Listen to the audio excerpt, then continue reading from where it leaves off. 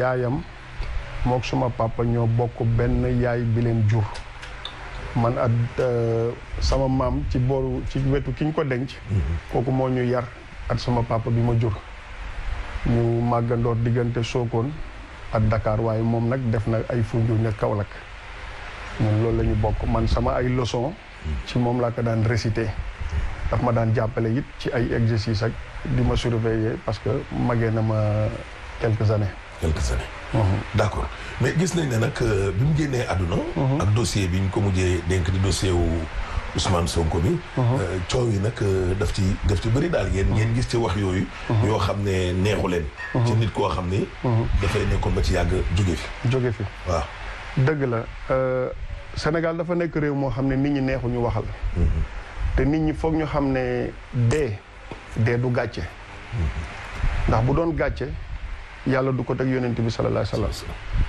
ku gën Samba yàlla du ko teg dee honneur la loolu la sëñ Cheikh doon wax mu ni dee c'est un honneur te nit ñi foog ñu xamit ne gannaaw loolu yàlla dee la njëkk a sàkk ko dund ndax ku dem ci alxuraan yàlla wax na ko fa xalaxal mawta wal xayaata coow li nag dana bari ndax Sénégal réew la moo xam ni farloo bi dafa bari maa far wala fii laa féete mu neex waaye nag dee du gàcce ba tax ñu koy reetaan te jàpp naa ne bu ñu xamoon nit ki dëgg ndax buñ nee nit ki baax na rek na ko ay mbokkam wax bu ñu xamoon nit ki dëgg kon ñëpp a koy bokk ñaanal te li ko ñaanal sax moo ëpp ñi ko reetaan mooy doyen Samba Sall ñi amul fu ñaan jógewut ci réew mi muy ci biir réew mi ci biir capital bi di ci biir fa mu dëkk di ci Fuuta di ci Kaolack di ci Gosaas ba ñoo xam ne sax kenn xamu leen ñuy woote di ko ñaanal d'accord moom nag yàlla dogaloon na ne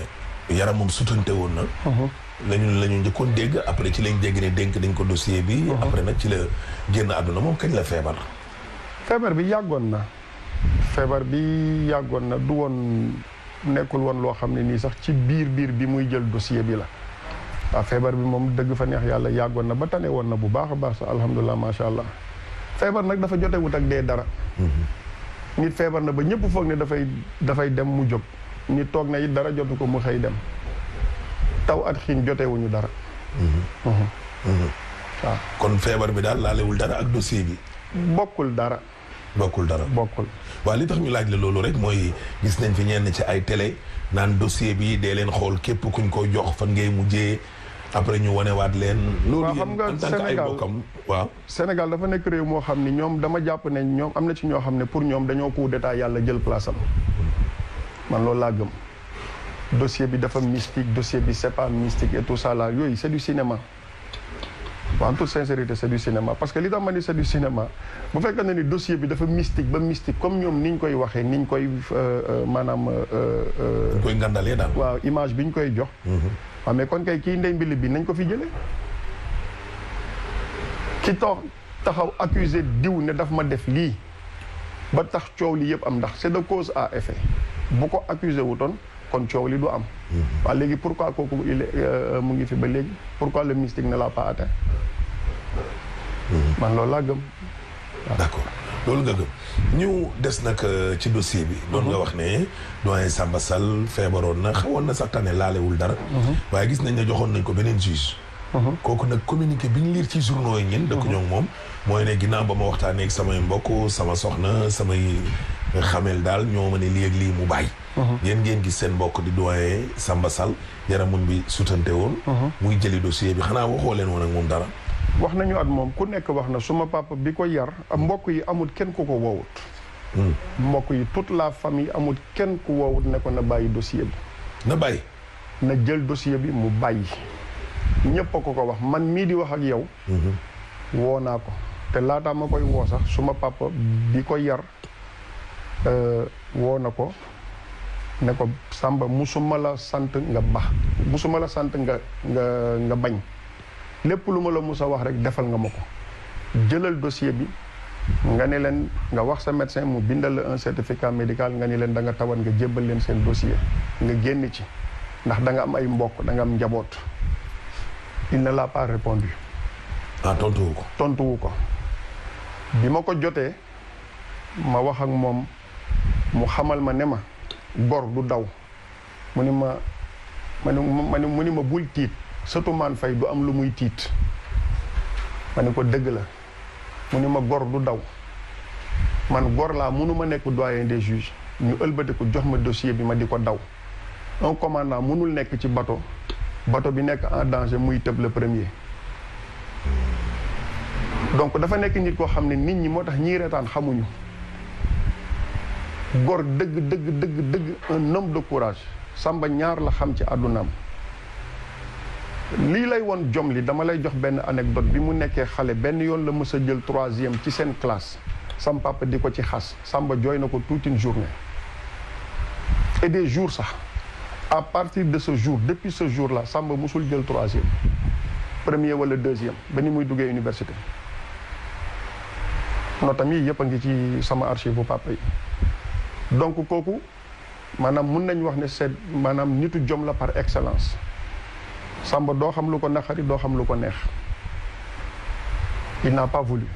mais pourquoi yéen lan moo leen animé woon ba ngeen ne ko bu leen jël dossier bi da ngeen a ragaloon wala da ngeen jàpp ne dossier bi politique rek la wala injustice daf ci am. wala da ngeen a ragaloon mystique comme ni ko ñenn ñi di waxee.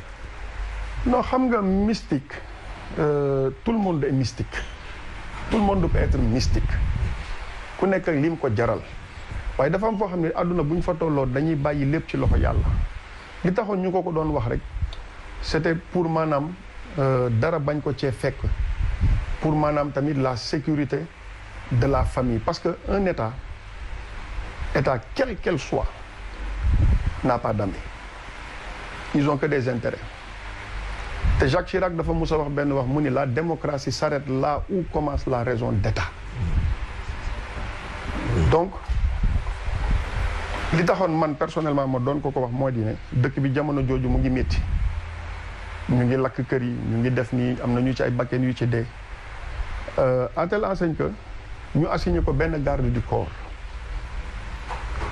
mais man je dis que si un président mu ngi nekk palais ñu barricade ko mu yore beaucoup de garde du corps que ça soit le ministre wala keneen un juge des doyens ñu banaliser ko comme ça jox ko benn di garde du corps c'est pas noble. c'est pas noble balaa ñoo ñëw ci bi muy dajejeeg Ousmane Sonko yooyu waaye ñun liir nañ ba tey ci journaux yi te dégg nañ ko tam ñu ne benn instant dafa rawale moom njabootam daal génn nañ këram ba am fu ñu dem làqatu ji est-ce que loolu am na. Ahmed keneen ku mu doonoon ku dul moom dana ko def. kon génnoon na këram dëggantaan. génn na këram dem fu ñuy wax ci booru hôtel Pullman dëkk foofu. il n'était plus joignable. il l'a fait parce que tamit dafa yore njaboot. yéen mënoo leen ko woon jot. non bon am na nag suñu ay ñenn peut-être 1 ou 2 membres de la famille yu xam fi ñu nekkoon te loolu keneen ku mu mënoon a ti doon ak fi situation bi dëkk bi tolloon ba pare à part ça sax defu ko non seulement pour njabootam mais daf ko def tamit pour ses collègues magistrats yi nga xam ne ñoom ñoo dëkk ci cité bi. dafa mujj génn cité yu magistrat yi fii. dem fële ca booru hôtel Pullman nekk fa foofu la nekkoon avec sa famille moo tax après mun naa leen envoyer ngeen teg audio bi il a demandé pardon à ses collègues magistrats xamal leen ne leen pression bi métti woon na waaye nag fii Sénégal nit ñi maanaam xàmmeewuñu ku jël ni justice di doxee ku jël dossier ak ku jël décision. muy demandé magistrat wa mi ne leen ngeen baal ma ndax pression bi métti woon na trop ci yéen métti woon na trop ci man. donc ku mel noonu dëgg fa neex yàlla jàmm la doon ut. waaw. d'accord léegi balaa ñoo ñëw nag ci wàllum levée du corps bi ak bi mu génnee àdduna ak bi ñu leen waxee ne làqu na ak yooyu. bi muy dem. jokkoo na ak sa papa. parce que bi muy dem xamalu ko kenn parce que. bi muy gisee ji ak Ousmane Sonko ak yooyu yëpp.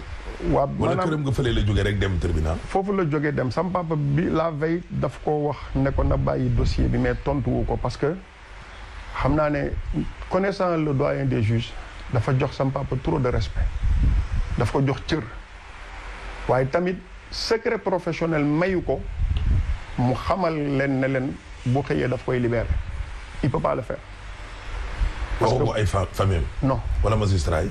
junjun nañu ko rek ñun ñii. lu mu leen junjoon. man le jour même bi muy libéré Sonko il m'a appelé ci WhatsApp bi. avant affaire bi commencé. avant mu koy recevoir une demi-heure avant muy recevoir Sonko il m'a appelé ci WhatsApp bi. parce que comme je n'arrivais pas à le joindre ma bàyyee ko message xam naa ne bi mu connecté waatee téléphone am connexion bi mu gis sama message yi il m'a rappelé ma ne ko sa liggéey la man mënuma ci dugg seetal li la sa conscience may ak li la loi may nga def ko pour l'intérêt du pays. léegi lan la junj. mu ni ma tout ira bien bu fekkente ni ci man dong la des réew mi du tàkk ku dee rek nag yàgg sa bàmmeel xëy na nag dina am ñoo xam ne dinañ ne mbokk moo nekk di wax waaye mbokk gi dafa am lu ko jiitu mooy dëgg gi ca yàlla li ma wax rek laa wax textuellement. loolu yow lan nga ci njàngat maanaam mooy du ma tëj Ousmane Sonko. man xamoon naa ne du ko tëj jour boobu biñ ci waxee xamoon naa ne incha allahu rabbi dina ko libéré waaw. loolu moom waaye am na daal kenn ci seeni mbokk yoo xam ne moom dëggal na ni sax. doyen dafa ne nekkul ne moom moo maître Ousmane Sonko sous contrôle judiciaire loolu c'est-à-dire. man mii di wax ak yow nii. il m'a l'a dit. ah mais moom bu sous contrôle judiciaire Ousmane Sonko kan moo ko def alors. ah mais la hiérarchie fii Sénégal on parle de démocratie mais ñëpp xam nañ ne Afrique la vraie démocratie. hiérarchie mais greffier bi mooy toog ak Ousmane Sonko ak avocat am ak moom mooy du bind. xam nga lim ma wax. dama ne ko léegi nag naka la fa mbir mi demee bi ñu paree ba pare ne ko ci jërëjëf parce que il faut tamit le remercier après tout ndax jàmm amoon na te jàmm jooju moom la ñëpp doon wër. moom la ñëpp doon séentu. mu xamal ma ne ma moom placé wu ko sous contrôle judiciaire. ah mais kon kat moo ko placé sous contrôle judiciaire. ñi ci kaw. ay kilifaam. ah mais bien sûr. mais c'est eux qui l'ont placé à ñan ñooy ay kilifaam loolu Ahmed journaliste nga je pense que di nga ko xam. ministre bi président Serigne Bassirou Gueye. ñi ci nga xam ne daal ñoo ko yilif. ñoo placé Sonko sous contrôle judiciaire mais du Samba Sall. ah mais xanaa cachet beeg signé moom ku mu doon jàkkaarloo xanaa bu paree moom dina signé juge bi signé wala. l'État a beaucoup de moyens. mais moom nekkul ne moo placé Sonko sous contrôle judiciaire. mu ngi ci dëgg maa ngi ci fen nekkul ne moom moo ko placé moo tax loolu il faut que sénégalais yi xam ko. il faut que sénégalais yi xam ne Samba Sall dafa sauver le Sénégal. mais li nga wax noonu garaaw na de. Ahmed. Samba Sall bu ñu doon wax ne kan moo war a nekk l'homme de l'année ci année 2021 bii. moom la war a nekk. ndax jàmm oor nañu ci jàmm. julli ci jàmm. delluwaat ci jàmm ñëpp nekkaat ci jàmm. gannaaw yàlla. du procureur du président du keneen du sëriñ du kenn c'est lui.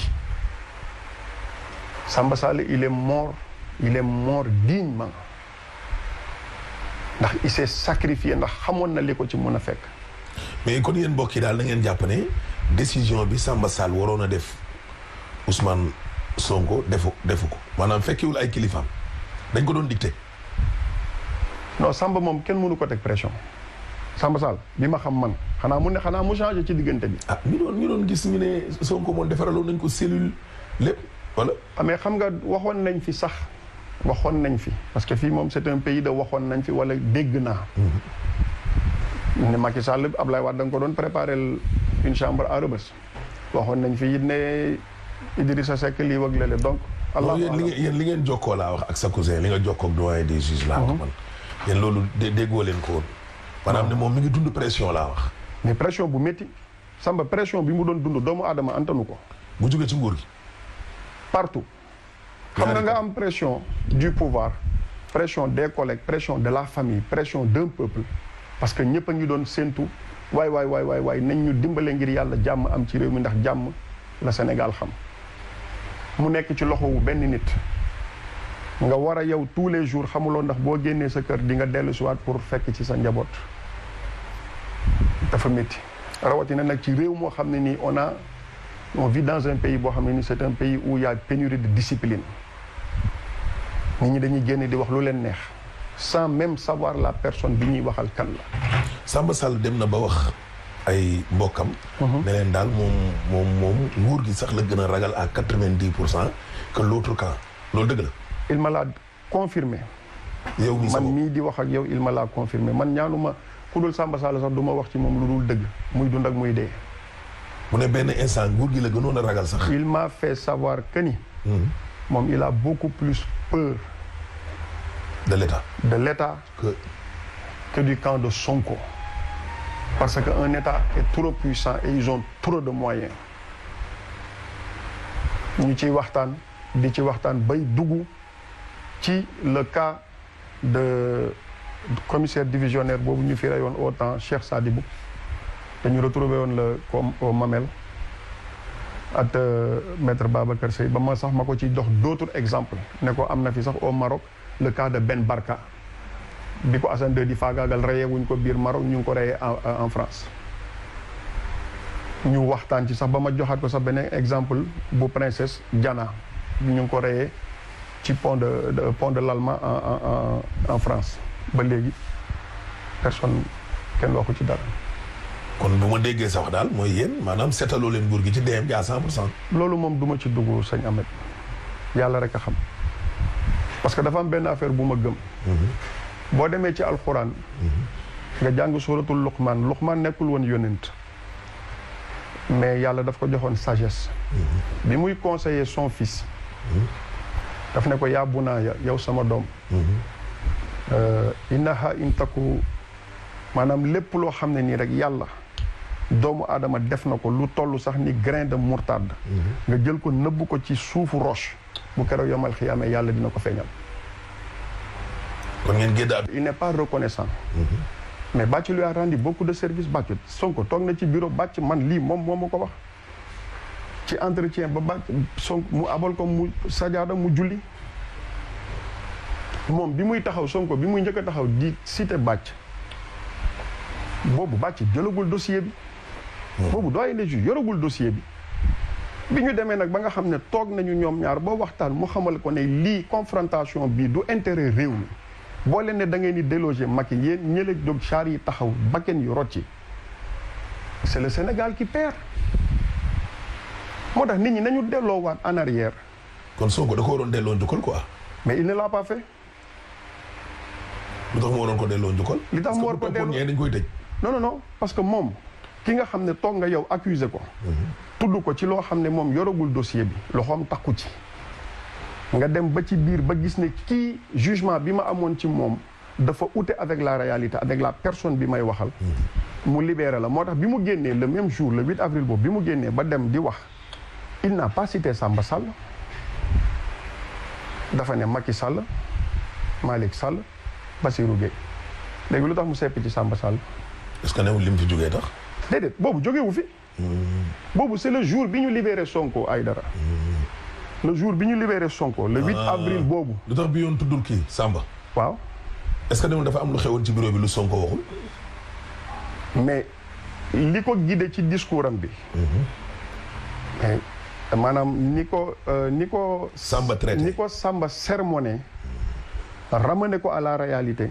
xamal leen ne leen nañ leen lutter pour le pays. c'est ce qui l'a fait changer moo tax mu am beneen gis-gis ci nit ki. moo xam ne Samba mii maanaam li ko nit ñi di waxal ak moom boobu. waaw li nit ñi di wax avec la réalité moom li mu constaté c'est pas pareil. d'ailleurs un de ses avocats wax na ko. d'accord léegi donc delloowaat leen nga baal ma rek delloowaat leen en arrière ngeen déglu discours Sonko bi le jour bi mu génnee bi muy wax il n'a pas prononcé le nom de Samba. premièrement li tax ma ni la Sonko c'est un il n'est pas reconnaissant bi Samba deewee am na benn mu ngi def benn ci discours am yi parce que les politiciens ils sont tous pareils c'est du pareil au même seen intérêt rek moo leen fi nekkal intérêt réew mi ñuy wax nii nekkaluñ fi réew mi seen propre intérêt lañ fi nekkal donc moom bi muy wax mu ngi wax ne waa am na ku yore woon dossier bi nekkatu fi yal na ko yàlla yërëm mais ki yore woon dossier bi il a un nom il avait un statut wala rëy na rëy boo xam ne wala iñaan na iñaan boo xam ne mënu ko prononcer wala bu ko waxee il va perdre sa langue. moo tax ma ni la non à part que c'est un mystificateur man je ne suis pas là pour juger les gens wala di leen coller yenn étiquettes yi mais li ma constaté laa wax parce que ñàkk reconnaissance mënul weesu loolu. doyen des juges nag ci bi ñu leen gisee ak léegi li ngeen ñu expliqué mooy ku bëggoon njaboot la te ku baax la par rapport rek mbaxana bi ko yenn sénégalais yi solal ndax position. gis nga tey jii nii Ahmed boo leen génnoon gis maçon yi ko doon liggéeyal. wala gis ñi ko doon tere ñi nga xam ne.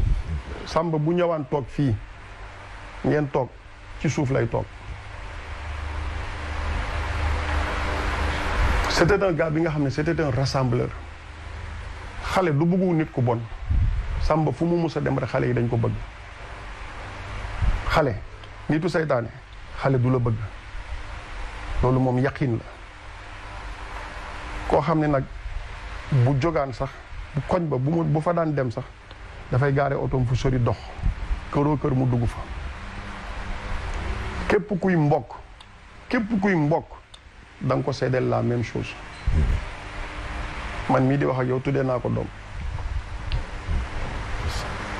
bu bonoon du ma ko tuddee mais nit ñi nag xamuñu kan mooy Samba Sall waaye booy wër ku baax ba romb ko dootoo ko disati.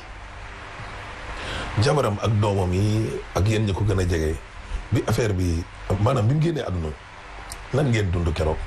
métit xam nga toog nekk ci sa kër nga bàyyi ay seex yu ndaw yoo xam ne dañ la miinoon foo toog ñu ngi foo sa kaw yéeg fii épaule fii si sa kaw mbagg yi ndeysaan bëre këpp nga yeewu suba teel ci ay xale yu ndaw ñu ne la yaay ñuy wër seen papa ci biir kër gi dafa métti ça fait mal jabaram moom rek la xam ba fii may wax ak yow nii boo demoon léegi seeti ko yaa ngi fekk fi mu ngi sëgg di jooy nekk nag nit ku jullite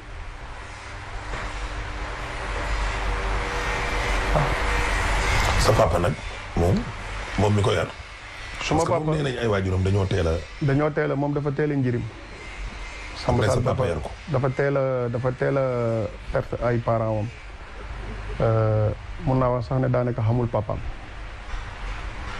donc suma maam moo ko yar ak suma papa ñu dugal ko école à Sokone Samba Sall il faut aller ngeen laaj ko xaritam yi nga xam ne ñoom la màggandoor ku mel ni ñoom Moustapha Dieng ñoom Moustapha Meng ñoom Mohamed ñooñu ñoo xam Samba Sall. lan nga doon dénk sénégalais rek. sénégalais yi li ma leen di dënk nañu def attention. te xam ne bakken jóge na fi ay bakken rot nañu te nañ bàyyi xel am na bakken yoo xam ne waruñu rot ci réew bu fa rotee rek problème dana am. waaw nañu bàyyi xel xool bu baax fi ñuy teg seen tànk te nañu seet liy intérêt réew mi ki ñu yaakaar ne moo yore intérêt réew mi wala boog am nañ ci moom njortu gu rafet ñu jéem ko jiital. d'accord kon Sitafa Niang merci beaucoup. jërëjëf. mu nekkoon nag seen émission seen jotaay tey nag ñu ko doon seq ak Sitafa Niang moom mii nag jarbaatu doyen des juges Samba Sall dem si yàlla na ko yàlla xare àjjana di leen jox kon dig daje ci beneen numéro incha allah. salaamaaleykum groupe WhatsApp cité magistrat Sud Foire man la Samba Sall le doyen des juges maa ngi leen di nuyu ci seen tur ak seen sant ak leen di jégal aussi ci fajartel gi may envoyé audio.